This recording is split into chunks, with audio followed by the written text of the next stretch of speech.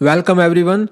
Let's understand the story The Man Who Knew Too Much, written by Alexander Barron through the visuals. Alexander Barron जो है 1917 में पैदा हुए, 1999 में इनकी डेथ हुई. वो जो ब्रिटिश ऑथर, ये एक ब्रिटिश ऑथर थे, नोन फॉर हिज नॉवेल्स, अपने नॉवेल्स के लिए जाने जाते हैं, including there is no home and the human kind. He served in world war second में भी इन्होंने अपनी सर्विसेज दी. And also wrote film scripts and television plays. इन्होंने फिल्म स्क्रिप्ट्स भी लिखी और टेलीविजन प्लेज भी लिखे. The Man Who Knew Too Much is a story about Private Quelch, nicknamed the Professor. ये जो कहानी है ये प्राइवेट क्वेल्च के बारे में है, जिनका निक नेम जो है वो प्रोफेसर पड़ गया था. Whose extensive knowledge and ambition lead to both admiration and annoyance among his fellow soldiers during training. Training होती है, ट्रेनिंग में जो बाकी के सोल्जर्स होते हैं, उन सोल्जर्स में, उन सैनिकों में इस प्रोफेसर, क्योंकि इनका जो उपनाम पड़ा था, इनकी काफ़ी अच्छी नॉलेज थी और ये काफ़ी एम्बिशन थी, महत्वाकांक्षा थी. तो इस कारण से ट्रेनिंग में जो सोल्जर्स थे, उन सोल्जर्स में ये काफ़ी प्रशंसा भी पाते हैं, एडमिरेशन, और इसके अलावा जो वहाँ के सोल्जर्स होते हैं वो इनसे काफ़ी चिढ़ते भी हैं, अनोयंस. आइए अभी स्टोरी के जो कैरेक्टर्स हैं और प्लेसेस हैं उनके बारे में थोड़ा जानते हैं.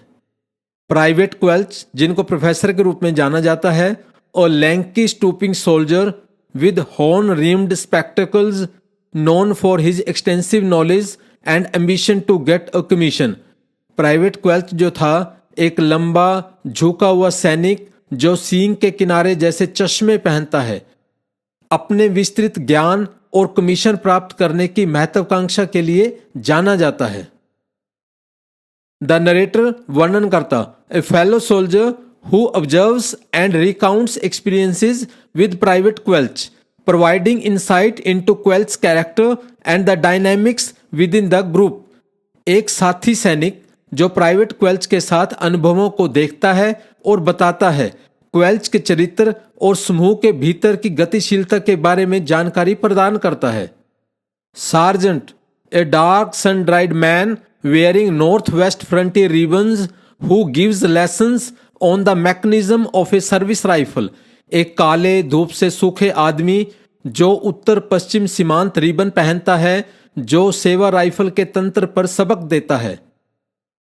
Corporal Turnbull, a tough and respected corporal, hero of the soldiers, known for his bravery and strictness. एक कठोर और सम्मानित कॉर्पोरल, सैनिकों के नायक, अपनी बहादुरी और कड़ाई के लिए जाना जाता है. Trower, a friend of the narrator who discusses Private Quelch's fate with him. कथाकार का एक मित्र जो प्राइवेट क्वेल्च के भाग्य पर चर्चा करता है. Training depot, the place where soldiers receive their initial training. वह स्थान जहां सैनिक अपना प्रारंभिक प्रशिक्षण प्राप्त करते हैं. Service rifle, the rifle used by soldiers whose mechanism and specifications are taught by the sergeant. सैनिकों द्वारा इस्तेमाल की जाने वाली राइफल जिसका तंत्र और विनिर्देश सार्जेंट द्वारा सिखाया जाता है. Dunkirk, a place associated with a significant event in World War II, from where Corporal Turnbull returned. एक स्थान जो द्वितीय विश्व युद्ध की एक महत्वपूर्ण घटना से संबंधित है, जहां से कॉर्पोरल टर्नबुल लौटे. Hand grenade, a weapon that Corporal Turnbull gives a lesson on, which the professor interrupts. एक हथियार जिसे कॉर्पोरल टर्नबुल पढ़ाते हैं और इसे प्रोफेसर बाधित करते हैं. Cook house, the place where Private Quelch is assigned for permanent duties as a punishment. वह स्थान जहां प्राइवेट क्वेल्च को स्थायी कर्तव्यों के लिए सजा के रूप में सौंपा गया है. Canteen, the place where soldiers get their food and drinks, where Trower and the narrator discuss Private Quelch. वह स्थान जहां सैनिक अपना खाना पीना प्राप्त करते हैं, जहां ट्रावर और कथाकार प्राइवेट क्वेल्च के बारे में चर्चा करते हैं. अब देखते हैं इस कहानी की डेवलपमेंट कि किस तरीके से कहानी आगे बढ़ती है. डे 1, इंट्रोडक्शन टू प्राइवेट क्वेल्च, शुरू में हमें प्राइवेट क्वेल्च के बारे में बताया गया है, उसकी इंट्रोडक्शन दी गई है, जिसे नोन एज द प्रोफेसर के रूप में जाना जाता है एट द ट्रेनिंग डेपो में, जहां पर ये सारे सोल्जर्स ट्रेनिंग लेने के लिए आए हुए हैं। Week first lesson on musketry, पहले हफ्ते पहला लेसन मस्कट्री के ऊपर था, where Quelch corrects the sergeant on the muzzle velocity of a rifle, जहां पर सार्जेंट लेक्चर दे रहा था राइफल की मजल वेलोसिटी के ऊपर और क्वेल्च उसे करेक्ट करता है।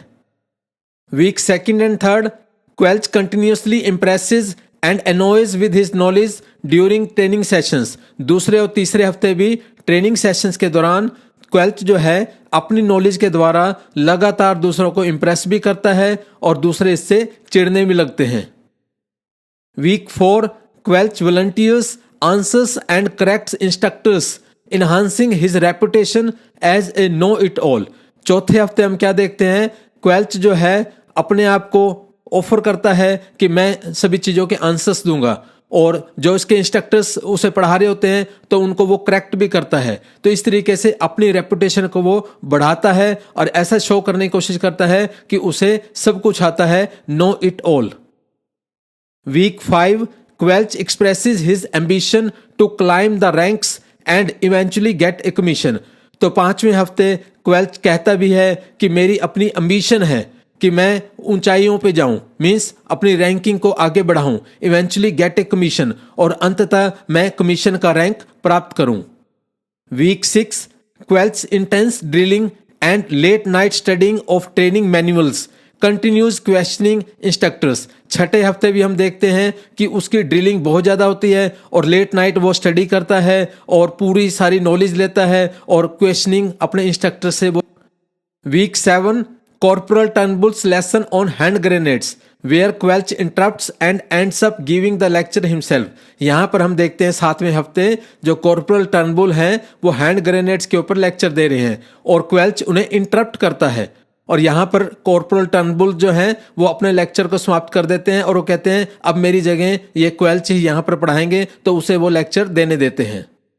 वीक 8, 8वें हफ्ते, despite his knowledge Quelch social isolation grows due to his overbearing manner, Quelch के इस तरीके से क्योंकि वो हमेशा अपनी नॉलेज को दिखाने की कोशिश करता है तो वो सोशली आइसोलेट होने लगता है, अलग थलग पड़ने लगता है, जो बाकी के सोल्जर्स हैं अब वो इसे ज़्यादा पसंद नहीं करते।